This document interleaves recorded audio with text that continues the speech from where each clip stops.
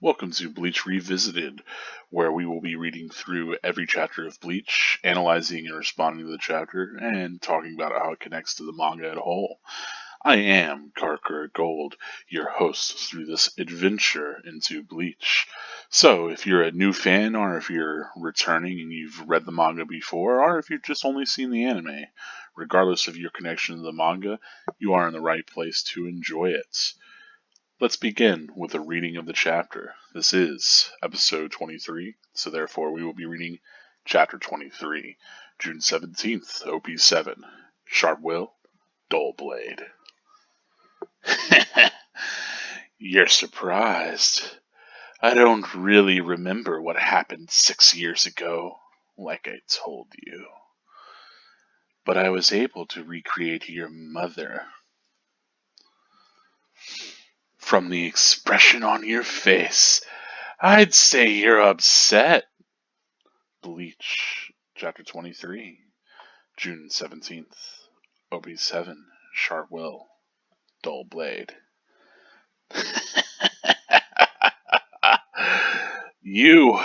Didn't you notice? When I attacked you, I only used this hand.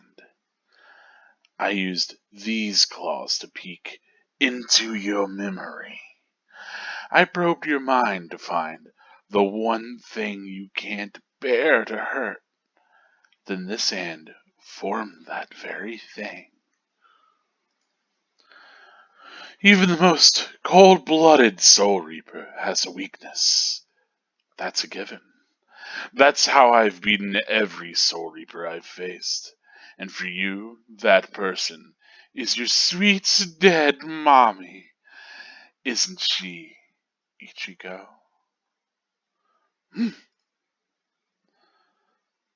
Aren't you going back? Where? Huh? You know, to help Ichigo. He told me to stay out of it. You're not going to help him? That hollow's a strong one, right? That's what you said. He won't be killed, will he? I don't know. Then, for the love of whatever you believe in, go help Ichigo. Please. I beg you. Stop, Kon. It's unmanly to beg so easily. It isn't easy, it's very hard for me. But if he dies, I'm stuck in his body. I'll have to keep living with that noisy family. I can't handle that. I'd die. I'd actually die. I'd die, come back to life, and then I'd die again. So please, I'm begging you. All right. I'll help him. Just stop doing that. You will? You'll do it? But in return, you have to protect his sisters. No problem. I'm going, but is this the right thing to do? What am I doing? I'm going to help Ichigo, but what can I do? Guilt and vengeance are driving him right now. For the first time as a Soul Reaper, he's fighting for himself. What will happen if I help him win? Will Ichigo ever accept that? And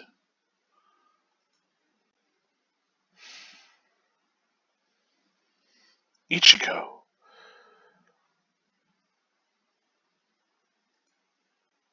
Stay out of it. If he wins because I help him, he'll never get over it. And there's something else to consider. What about his honor? If you help him now, his life will be saved. But his honor will be damaged forever. Who cares about honor? What difference does honor make if he's dead? Listen and remember this well. There are two kinds of battle. Every time we fight, we're faced with this question. Am I fighting to preserve life or to preserve my honor? Yes, Ichigo's honor is at stake. I have to let him fight this one alone. Stay out of it. Stay out of it. Stay out of it. Stay out of it. Ichigo, you better not die.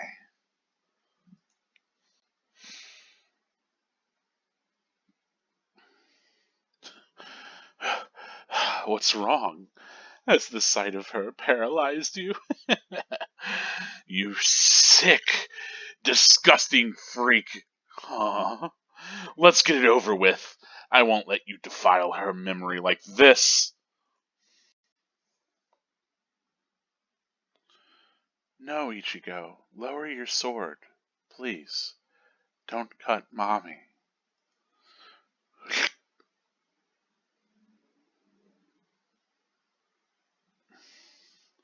I told you. Your anger dulls your blade. You're dead, Sonny. But I'll say this for your sake. Of all I've faced, you were the youngest, the most reckless, and the weakest Soul Reaper ever.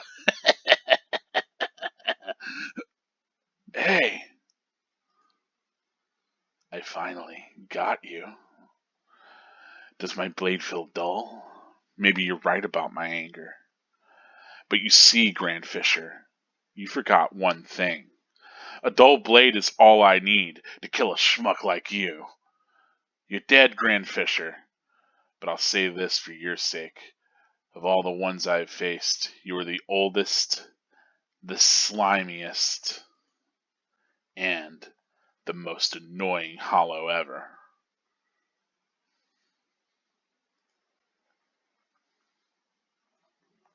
And that's it for chapter 23. So, good bit of material to get into here. Let me get back to the beginning of the chapter so that we can talk about it a little bit more. That was the previous. Here we go with chapter 23. So, getting into the analysis here, starting off with kind of going through the chapter page by page and talking about what's kind of happening visually and narratively and discussing that in a little bit more detail. We return, of course, to that interaction, that encounter between Grand Fisher and Ichigo. If you remember the beginning of the last chapter, he'd created, made the decoy take on the guise of Masaki, Ichigo's mother. And we get some really good close-ups of Grand Fisher throughout. Lots of him with this, twisted smile of his. And we get confirmation also on what we was doing with those claws, because I was wondering about that last chapter. I didn't remember quite what was going on, but it was definitely him probing into Ichigo's memory. I think I speculated on that. I was like, maybe, because it's not made explicit during the moment. Like, it just seems like he's draining him somewhat, right? And we're supposed to just infer that. But here, Grand Fisher expresses like, oh yeah, I didn't really remember you, but after stabbing you, I was able to look into your mind and take this person that you're least likely to hurt, right? Yeah. Lots of character face close-ups, of course. But yeah, only use this hand to peek into your memory, and then use the other to form that, right? It's kind of interesting, this notion of how these powers work. It's also super gross. Ugh, hate this guy's nasty nails coming out of his skin like that. But yeah, I love, we get these silhouettes, and this great one of Grand Fisher here, as he boasts up his powers, and that this is how, even the most cold-blooded Soul Reaper has a weakness, right? Speaking towards this sort of the manipulations that he does, but also towards the idea of, while these Soul Reapers have to steel themselves to fight these kind of creatures that they know are, once human, right? No matter what, there's still some way to kind of strike it back at that Soul Reaper's humanity as well, which is interesting. So it kind of really creates this sort of, Soul Reapers wanting to deny the humanity of these hollows that they're facing, so that they can just see them more as monsters that need to be dispatched, eradicated and vanquished, right? I say eradicated, cleansed of their sins in Soul Society, but Rukia certainly uses the term vanquished, I think, the first time that she talks about hollows. But on the other end, Hollow is really seeing the humanity that the Soul Reapers have as something like of a weakness, right? Something to be taken advantage of. So it's interesting that you have these different kind of takes on how to interpret the enemy and how to best combat them. And yeah, of course, here we have, this extreme zoom and then pan out as he uses Ichigo's mother's voice, right? Which, of course, pretty unsettling for Ichigo. But then we page turn again, effective kind of transition into Rukia, who's fleeing. Now, this is one thing I wanted to point out that's kind of strange is that we have this internalization. So usually these are like this sort of text bubble is used this way to indicate like thought, right? And like it's like Rukia remembering what someone said, but it's not put in quotes. Like it's weird because this is like Khan's dialogue, assumably, right? Because we get the next panel, but aren't you going back? Like initially hits me as like that's Rukia thinking her own thought, but no, she's recalling what Khan said. So it's a bit of a weird use of that text bubble because before we've just gotten it as like the character's first person internal kind of thought, but now it's the character thinking of what somebody else said, which it seems like maybe you should put quotes around that or something. I don't know if that's just like a typesetting thing or what.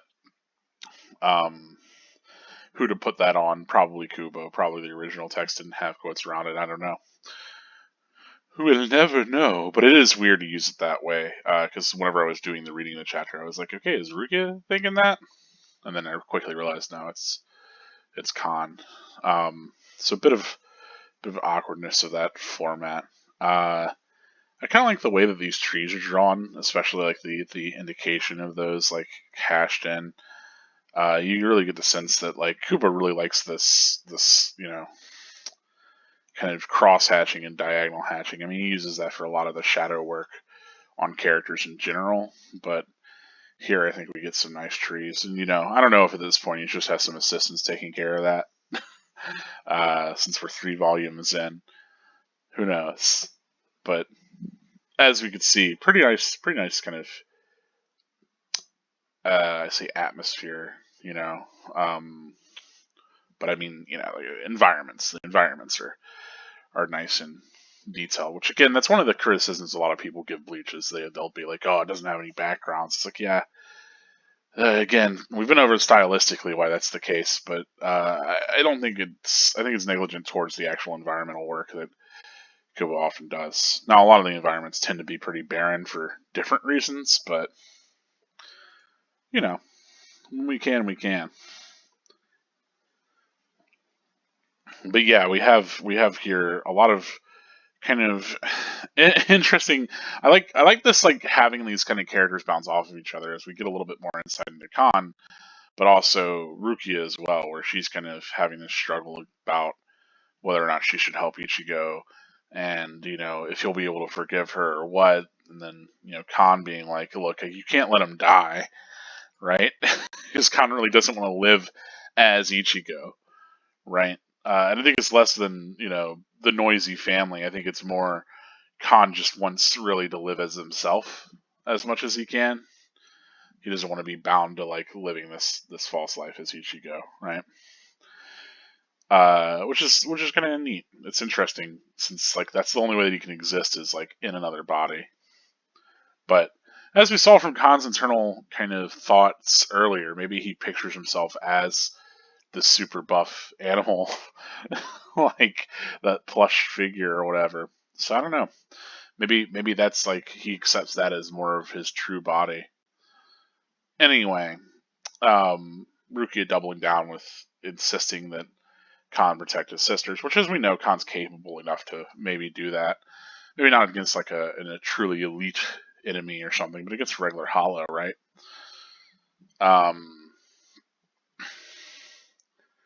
But yeah, we get a lot of that sort of internal thought from Rukia, a lot of her kind of going back and forth about like the sort of fight that Ichigo's caught up in as she finally kind of comes over to this precipice and then sees Ichigo and Grand Fisher facing off from above. And again, we get a lot of this, like, we're starting to get a lot of this, like, very, very kind of dark, black on white shading.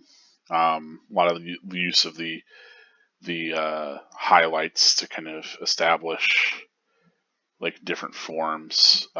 We have it here also with the slope of Rukia's body, as well as like here in her shirt and her sleeves. It's kind of neat. Clearly working with like the way that like light falls on things and trying to like kind of give shape to different things with light.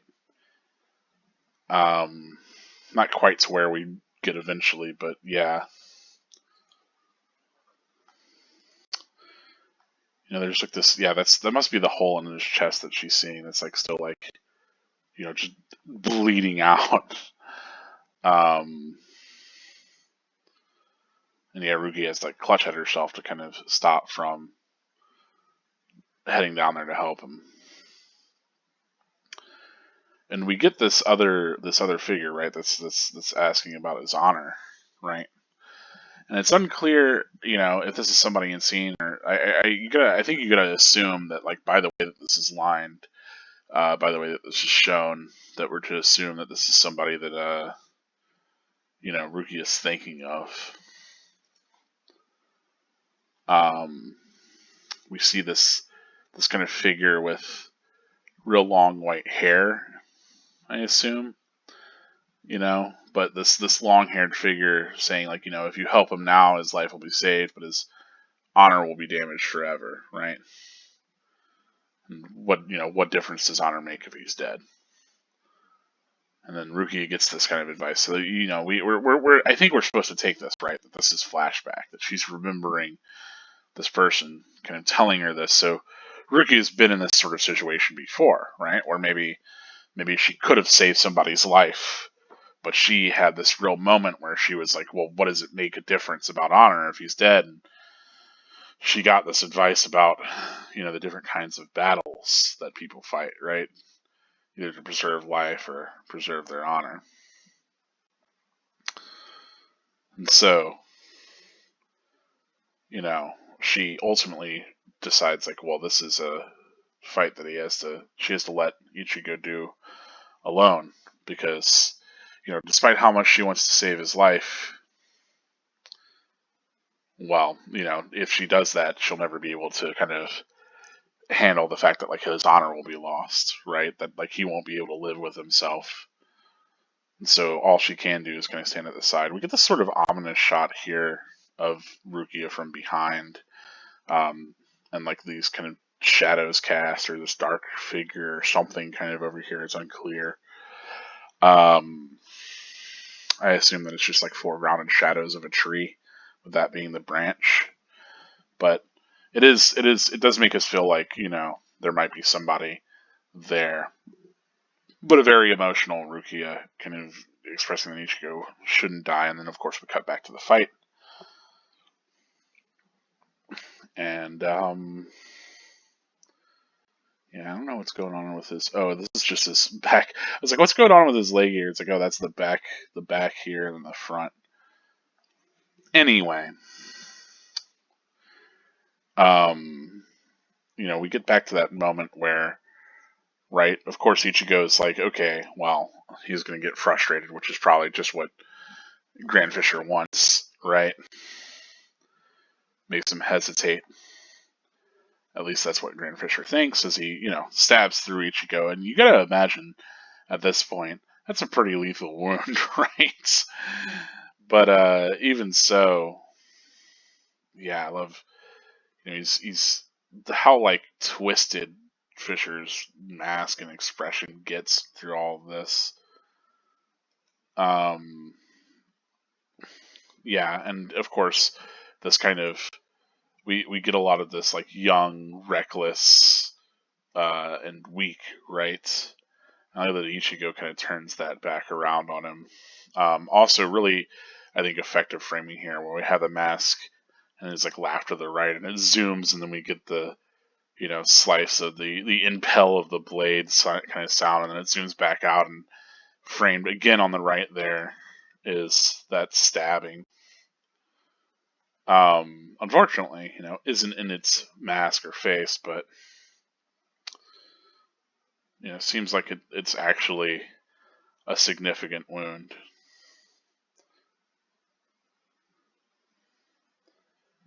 But yeah,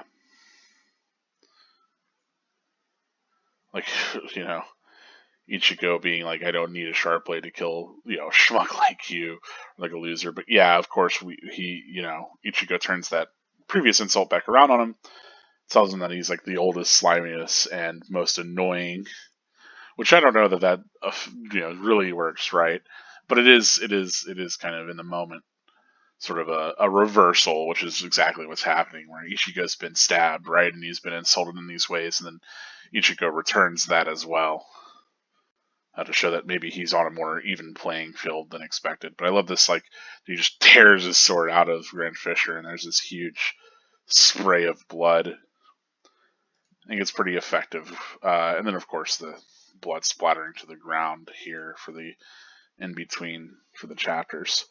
But overall, I think pretty cool kind of back and forth. We get like that very extreme moment where you know you think maybe Ichigo's completely been overwhelmed and overtaken, and how is he going to handle this? But I think that Grand Fisher didn't anticipate that he'd push Ichigo over the edge, and he's willing to fight even despite this conjuration of his mother. In fact, not just despite it, but because of it, right?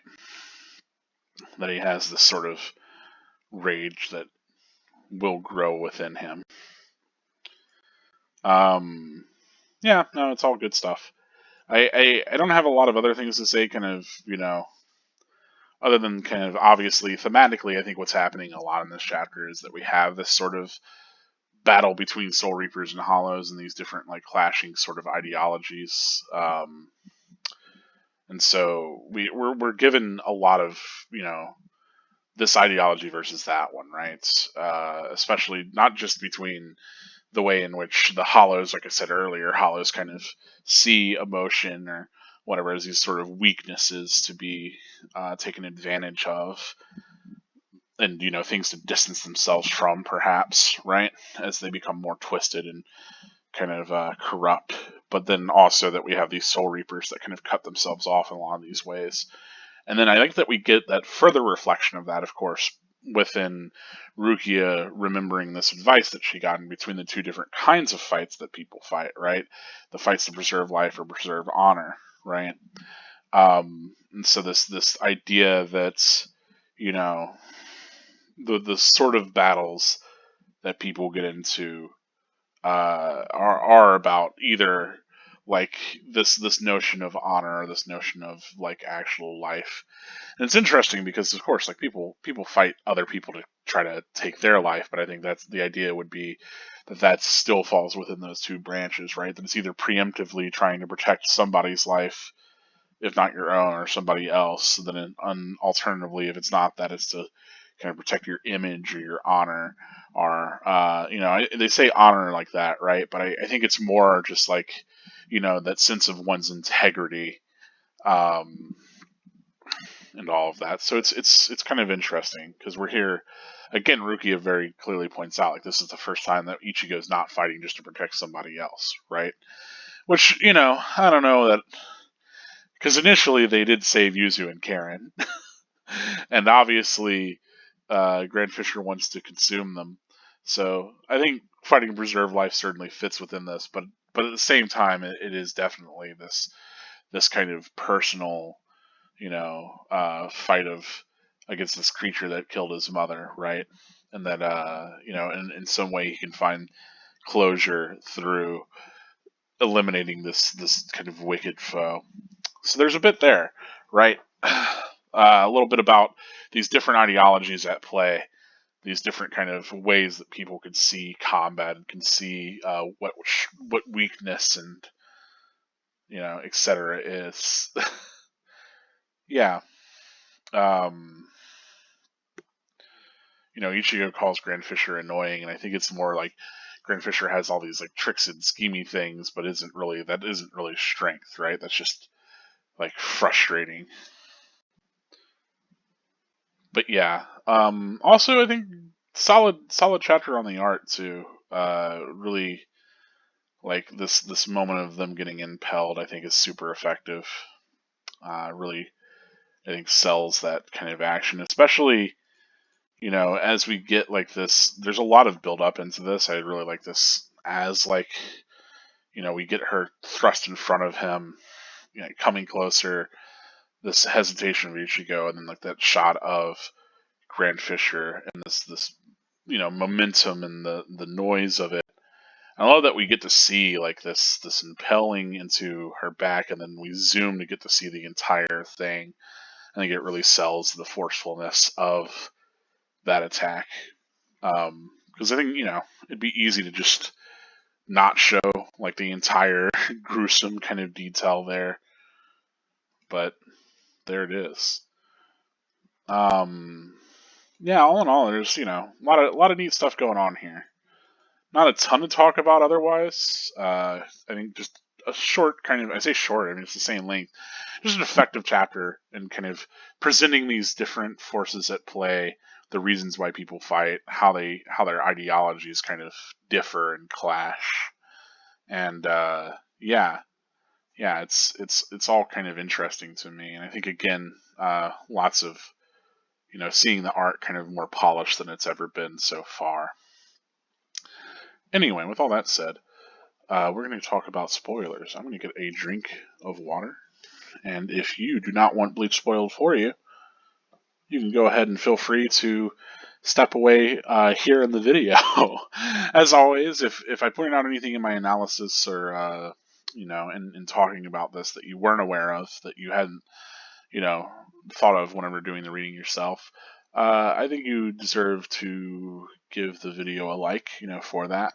But if not, you can feel free to abstain.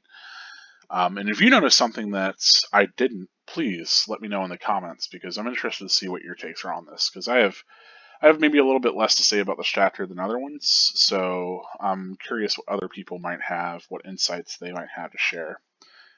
But again, we're getting all the spoilers, so if you're not looking to get spoiled, this is your cue to skittle do.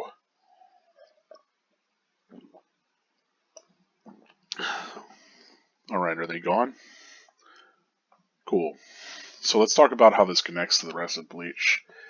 Obviously, there's a few connections to jump to right away. I like the idea of already like Hollows having this kind of power to like injure others and kind of affect different things. We really get, I think, this like this kind of long nailed sort of grotesquerie. Obviously, we'll see that again in Mayuri. He has like the long nails only on some fingers too, because he uses the other ones for his crazy experiments. And I don't know, I don't know what's going on with Mayuri's nails. I think it's just a stylistic thing to sell him as this kind of again grotesque character. But this idea of like using one hand to do a thing and the other one to create, right? To take and give. It's interesting. It's certainly like this sort of complex there, but the idea of being able to kind of injure others and then take something from that. I don't know. There's a lot of Hollows that have that sort of ability, if I'm thinking correctly, and a lot of this kind of physical manipulation is certainly something that would see, later in a lot of the the Arrancar, or Ankar, Espada, whatever, all of them. So we'd see a lot more. Like, I think this ends up being, as much as the basis of Hollows having different like physical kind of characteristics, and these like physical sort of morphology that allows them to kind of fight in different ways. Here we really get to see how that connects to like actual like powers, rather than just like, hey, he can fly, or I guess Shrieker had a good deal of that too, where you could create those little leech parasite things. But that was less like felt less of a supernatural ability than a all just kind of physical one. Whereas here we get this like, I have these claws that can probe into your mind, and then I can like form my decoy into whatever I've seen, right? I think that's maybe speaks towards a little bit more of the psychological abilities that we would see later from different hollows. Certainly from talking about kind of this sort of this hollow enemy that uses these memories to kind of conjure the image of those that they can't bear to hurt. We'll see that repeated obviously with Rukia and Aroniro, who takes on the form of Cayenne, right? Because he's absorbed metastasia, if I remember correctly. So, or that was the hollow he was before, or whatever it was. It's been a second, but regardless, I think it's kind of interesting to see that that's rooted here, even with Grand Fisher, that he has these sort of abilities to affect other people psychologically. Yeah, yeah. I don't know. It's kind of cool. It's kind of interesting, more supernatural power that we're getting that's still tied to the physicality of the Hollow.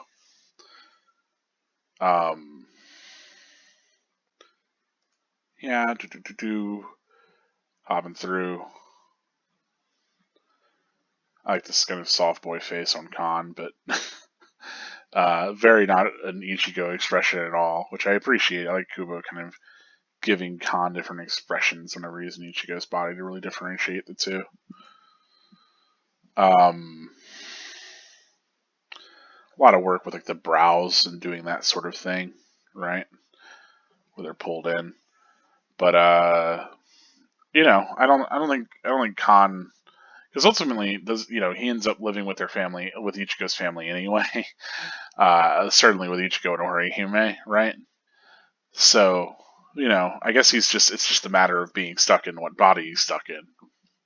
So it's kind of interesting moments to bring up, because I'm pretty sure at the very end, after the 10-year skip, we're established that Khan is still hanging out with like Kazui, right? And is still a part of Ichigo's family to a degree. So babysits his child, which I think is really cute. So he's been stuck with this family. I don't think that's his real problem. I think his problem is being in Ichigo's body.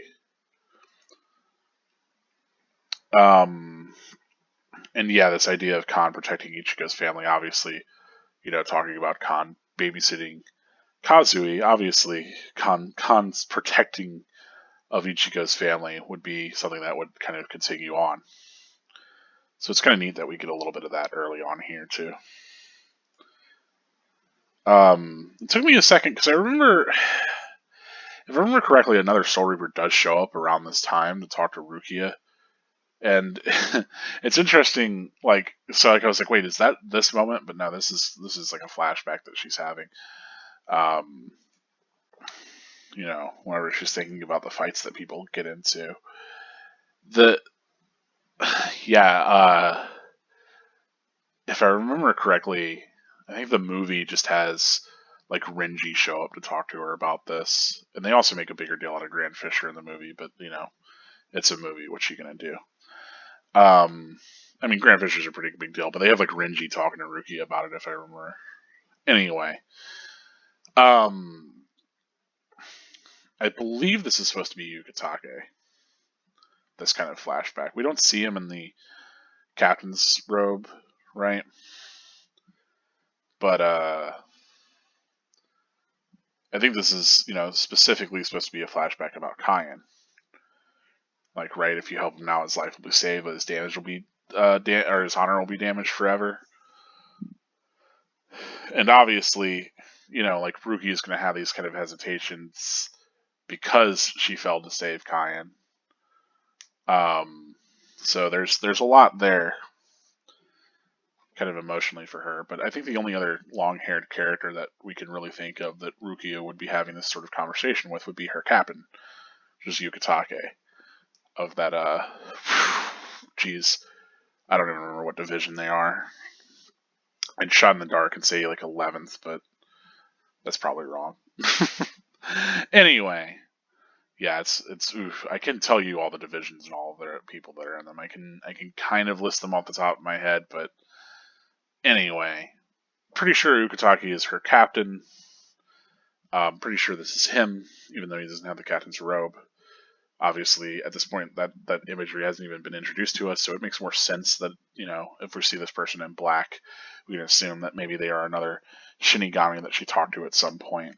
But it's interesting because, we usually don't think, like, you ask anybody in Bleach, hey, who's the first captain that we see in Bleach, right?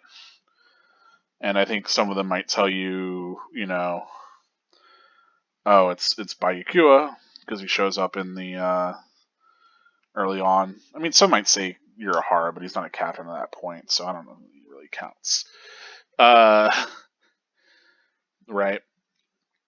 I guess technically Ruki eventually becomes a captain, but the first character that we see that's actually a captain at the time that we see them, we have Ukitake this early on. At least I assume that it's him. There's not a lot of other characters that could be based off of what we've seen of him. Just this kind of side shot of the face there and the long hair. But yeah, interesting to kind of think about, nevertheless, this sort of connection that Ruki is having, these kinds of fights to preserve life or preserve honor.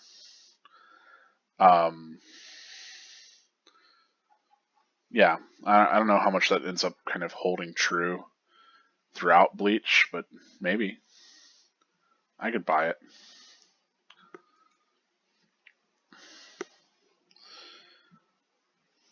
It's interesting to think of that as like maybe being a little bit of Ukitake's ethos there, but I don't know how much I'd read into that.